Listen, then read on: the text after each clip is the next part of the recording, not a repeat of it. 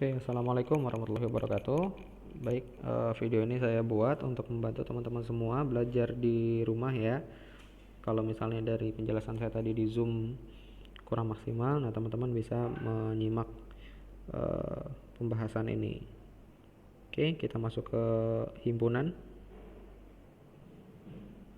Nah, ini dari tugas kita hari Senin tanggal 9 November, teman-teman diminta untuk menuliskan atau mendaftarkan ibadah yang disukai ya, atau ibadah favorit dari teman sekelas teman-teman semua. Nah, sehingga dari kegiatan tersebut kita dapat ambil kesimpulan bahwa himpunan itu adalah kumpulan benda ya, atau kumpulan sesuatu yang dapat didefinisikan dengan tepat atau jelas ya, mudah untuk didefinisikan, mudah untuk dibuat batasan atau ciri-cirinya. Nah, apakah dia angka, ataukah dia bunga berwarna merah, atau baju berwarna putih, atau benda yang ada di kamar gitu ya,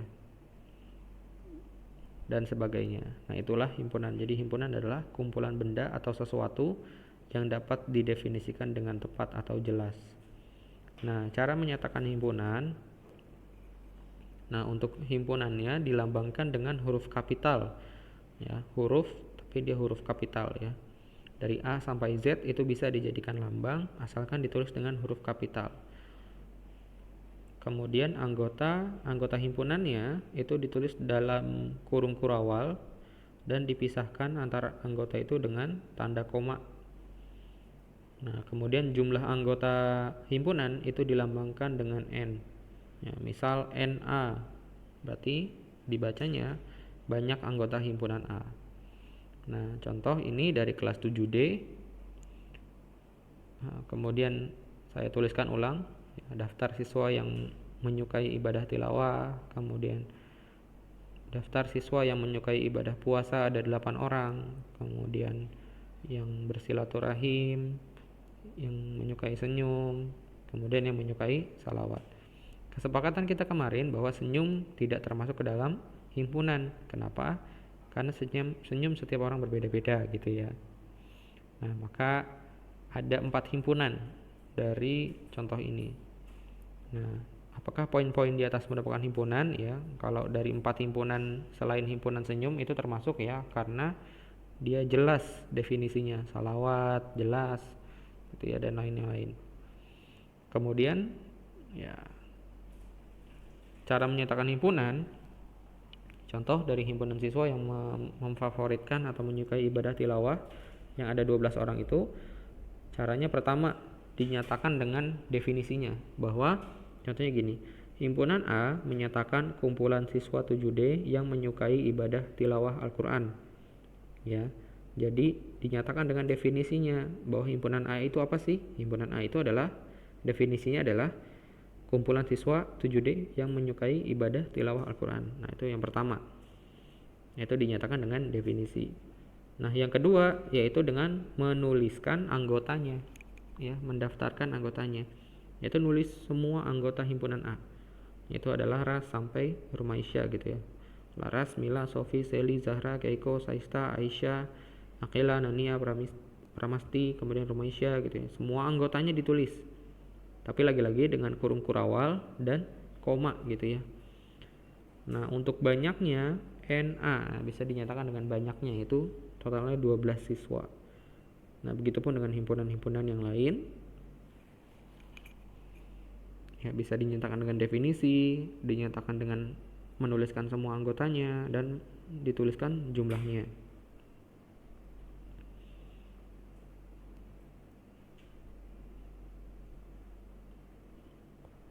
Oke, nah kemudian kita akan belajar terkait mana sih yang termasuk anggota dan bukan anggota. Nah, ini saya misalkan ya, anggota A, himpunan A, Laras, Mila, Sofi, Seli, Zahra, kemudian sampai Rumaisyah. Himpunan B ada Alia, Ainur, Ayu, Saista, Adwa, Nurul, sampai Aisyah. Kemudian himpunan C, himpunan D, dan himpunan E. Nah, semua ini adalah anggotanya. Bagaimana cara menyatakannya? Cara menyatakannya seperti ini, teman-teman nih. Bahwa laras elemen A. Nah, ini simbol dari elemen ya, atau simbol dari anggota. Nah, cara bacanya laras elemen dari himpunan A. Nah, artinya laras merupakan anggota dari himpunan A. Nah, jadi cara bacanya seperti itu, dan artinya maksudnya adalah laras merupakan anggota dari himpunan A. Nah, kalau seperti ini artinya berarti itu dibacanya himah bukan elemen dari himpunan A. Nah, artinya himah bukan anggota dari himpunan A. Ya, jadi ada simbol elemen tapi dicoret, itu artinya bukan elemen atau bukan anggota. Nah, seperti itu. Nah, kemudian himpunan kosong, ya. Himpunan kosong ini maksudnya adalah himpunan yang tidak memiliki anggota, ya. Contoh, pada kelas 7D tidak ada siswa yang memfavoritkan amalan beristighfar misalnya. Nah, maka himpunan siswa yang menyukai istighfar itu berarti himpunan kosong. Kenapa? Karena tidak ada siswa yang memilih istighfar sebagai ibadah favoritnya atau amalan favoritnya. Atau contoh lain dari himpunan kosong adalah laki-laki yang bisa hamil misalnya, atau manusia yang hidup kekal. Nah, itu tidak ada ya, maka itu disebut himpunan kosong.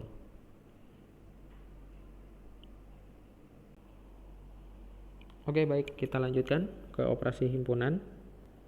Nah, ini kita pertama belajar diagram Venn, yaitu adalah suatu gambar yang digunakan untuk menyatakan himpunan ya, dalam himpunan semesta. Jadi himpunan bisa dinyatakan dalam bentuk gambar. Nah, himpunan semesta itu apa? Yaitu adalah himpunan yang memuat semua anggota yang dibicarakan. Berarti kalau misalnya kita membicarakan dengan kelas 7D, berarti semua siswa anggota kelas 7D itu masuk ke dalam himpunan semesta. Misal kalau kita sedang membicarakan seluruh siswa SMPIT Buah Hati, berarti semua siswa di SMPIT Buah Hati itu harus masuk ke dalam himpunan semesta tersebut. Nah, jadi itulah himpunan semesta, atau ya semua anggota yang kita bicarakan itulah himpunan semesta.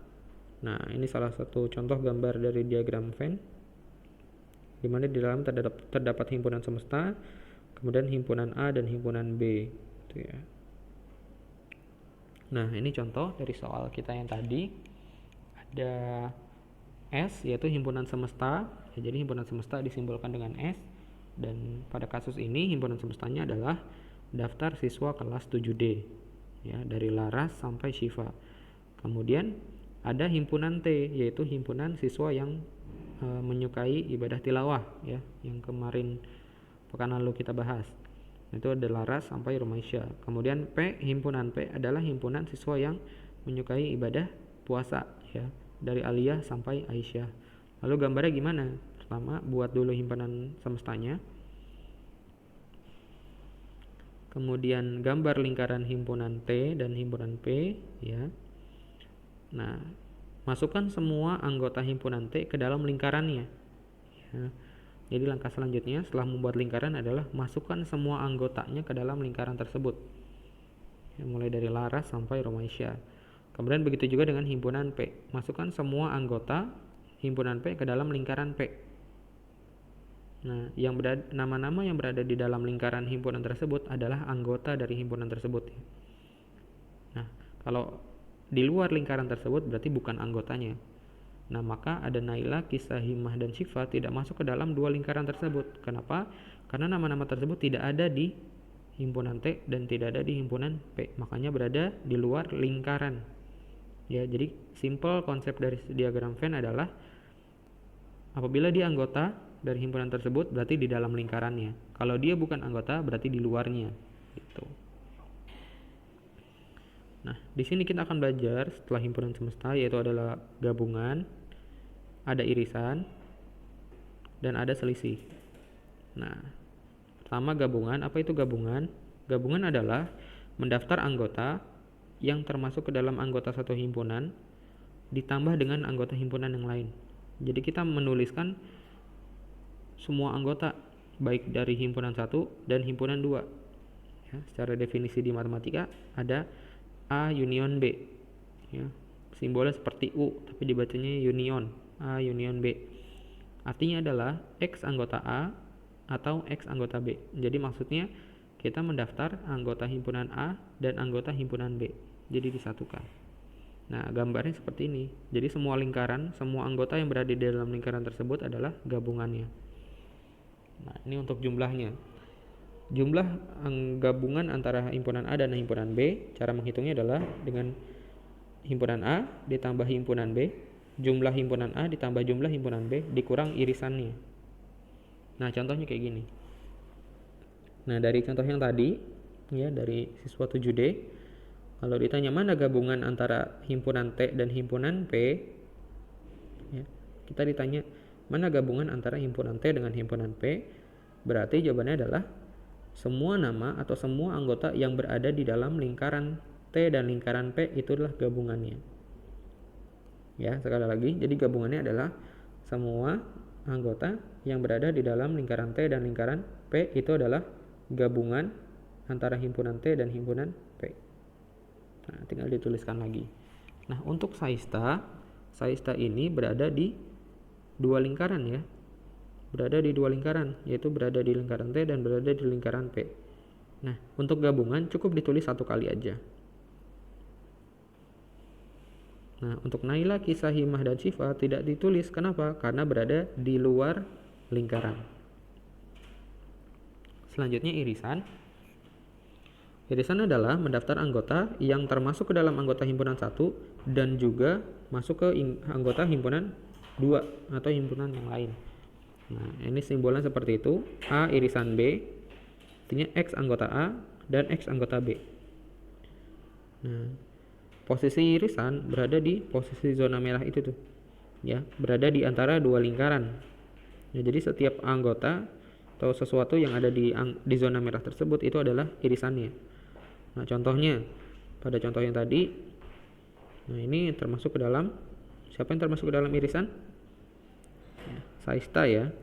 Irisan himpunan T dan P adalah Saista. Nah, selanjutnya selisih A dikurang B, itu artinya kita mendaftar anggota yang termasuk ke dalam anggota himpunan A tapi tidak termasuk ke dalam anggota himpunan B. Ya, jadi kalau A dikurang B artinya kita menuliskan anggota A yang tidak masuk ke dalam anggota B. Nah, gitu pun sebaliknya, kalau B dikurang A artinya kita mendaftar anggota yang masuk ke dalam himpunan B tapi tidak masuk ke dalam himpunan A. B tidak masuk ke A. Kalau A dikurang B artinya A tapi tidak masuk ke B. Kalau B dikurang A, B tapi tidak masuk ke A. Jadi seperti itu. Ya, mudah ya insyaallah, ya. Nah, contohnya gimana? Nah, ini contohnya. Kalau ditanya T dikurang P, ya artinya kita menuliskan anggota T yang tidak masuk ke P. Anggota T yang tidak masuk ke P. Ya, berarti hanya nama-nama itu aja tuh. Anggota T yang tidak masuk ke P. Nah, kalau P dikurang T, berarti anggota P yang tidak masuk ke T. Nah, itu deh.